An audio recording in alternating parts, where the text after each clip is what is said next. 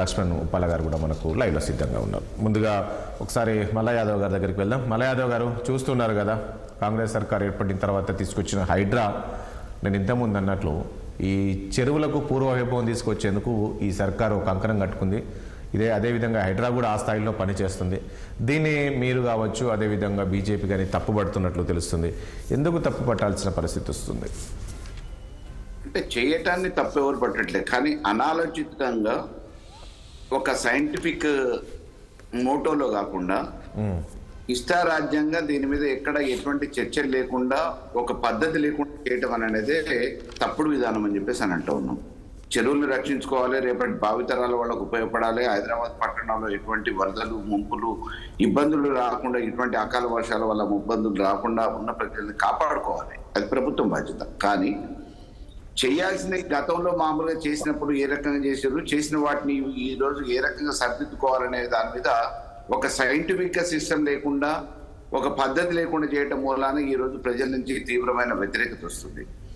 ఈ రోజు ఎందుకు వచ్చింది? రోజుకు ఒక నిర్ణయం ఎందుకు మార్చుకుంటున్నారు? బఫర్ జోన్లలో, ఎఫ్టీఎల్లలో ఉన్నోళ్ళని, మామూలుగా నివాసాలు ఉన్నోళ్ళని మేమేమనం, కానీ నిర్మాణంలో ఉన్న వాటిని మాత్రమే తొలగిస్తామని చెప్పేసి నిన్న మామూలుగా కొత్త నిర్ణయం ఎందుకు తీసుకోవాల్సిన పరిస్థితి వచ్చింది? ముందుగానే కొంతమంది మేధావులు ఉన్నారు, లేకపోతే అనుభవజ్ఞులు ఉన్నారు, వాళ్ళందరితో సంప్రదించి ఒక నిర్ణయం ఎట్లా చేద్దాం ఏంది అనేది ఒక పద్ధతి ప్రకారం చేస్తాం.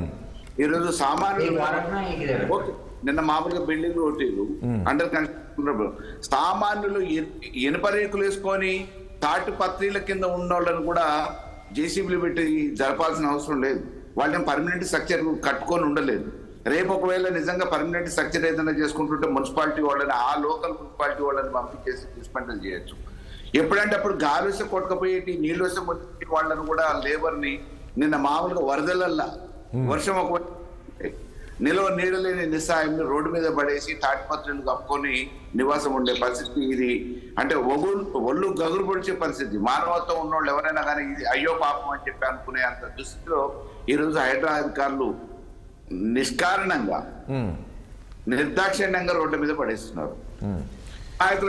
కాదు మల్లా యాదవ్ గారు, ఇప్పుడు అదే కాదు, ఇప్పుడు ఆల్రెడీ చూస్తున్నాం కదా, మొన్నంతా ఎన్కన్వెన్షన్ కూడా కూల్చారు. మరి గతంలో మీరు అధికారంలో ఉన్నప్పుడు కూడా ఎన్కన్వెన్షన్ నోటీసులు ఇచ్చారు, తర్వాత జరిగిన పరిణామాలు మనం చూసాం. కానీ ఇక్కడ ఈ గవర్నమెంట్ అందరూ సమానమే, మాకు పెద్దోళ్ళు కాదు, చిన్నోళ్ళు కాదు, అక్రమంగా ఎవరు నిర్మించినా కూడా, చెరువులను ఎవరు కబ్జా చేసినా కూడా ఎవరున్న చర్యలు తీసుకుంటూ ఉంటుంది కదా, అది కూడా కూల్చారు. తిరుపతి రెడ్డి గారికి మామూలుగా ఇచ్చినప్పుడు మరి మిగతా వాళ్ళకు కూడా నోటీస్ ఇవ్వాలి కదా. నిన్న అర్ధాంతరంగా ఎందుకు కొలగొట్ట వచ్చింది?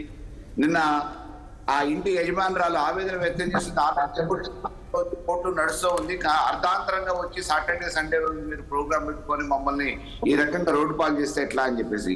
మరి తిరుపతి రెడ్డి గారికి ఇచ్చినట్టే నోటీసు వారు ఇవ్వచ్చు కదా, మురళీమోహన్ గారికి ఇచ్చినట్టే నోటీసు మిగతా వాళ్ళకు కూడా ఇవ్వచ్చు కదా. ముందుగానే ఉన్న మామూలుగా వినోద్ గారిది ఎందుకు కొనుగోటట్లే, పొంగురెడ్డి గారిది ఎందుకు కొనుగోటట్లే, మిగతా వాళ్ళ జోలికి ఎందుకు పోవట్లేదు? ఏదో మామూలుగా మేము చేస్తున్నాం కాబట్టి చేయాలి కాబట్టి, ఏ పరపతి లేని వాళ్ళకి, ఏ పెద్ద మనుషులు కాని వాళ్ళకి, ఏ డబ్బులు సంచులు మూటలు పంపించలేని వాళ్ళకి ముందైతే తీసుకుపోయి అటాక్ చేసేస్తే మిగతా వాళ్ళందరూ వస్తారనే ఒక భ్రమలో ఈరోజు ప్రజలు చర్చించుకుంటున్నారు. అది మేము ప్రతిపక్షంగా మేము మాట్లాడటం కాదు, ప్రజలే ఈ విషయాన్ని చర్చించుకుంటున్నారు. కాబట్టి సామాన్యుల మీద గుడిసెలు వేసుకున్న వాళ్ళ మీద ఎందుకు ప్రతాపం? మీరు పెద్ద పెద్ద చేయడానికి ఎక్కడైతే అవకాశం ఉన్నాయో ముందు పెద్దోళ్ళ నుంచి, మీ పార్టీలో ఉన్న నాయకుల దగ్గర నుంచి మొదలు పెట్టండి, మీ కుటుంబ సభ్యుల నుంచి మొదలు పెట్టండి. అవన్నీ ఏం లేకుండా హైడ్రా అనే పేరు మీద చిన్న చితుకోళ్ళని బెదిరియడానికి ఉపయోగపడుతుంది, ఇది కప్పం కట్టించుకోవడానికి ఉపయోగపడుతుంది అని చెప్పేసి దొడ్డిదారుల సంచులు చేతులు మారుతున్నాయి అని చెప్పేసి ప్రజలు చర్చించుకుంటున్నారు, మేధావులు చర్చించుకుంటున్నారు.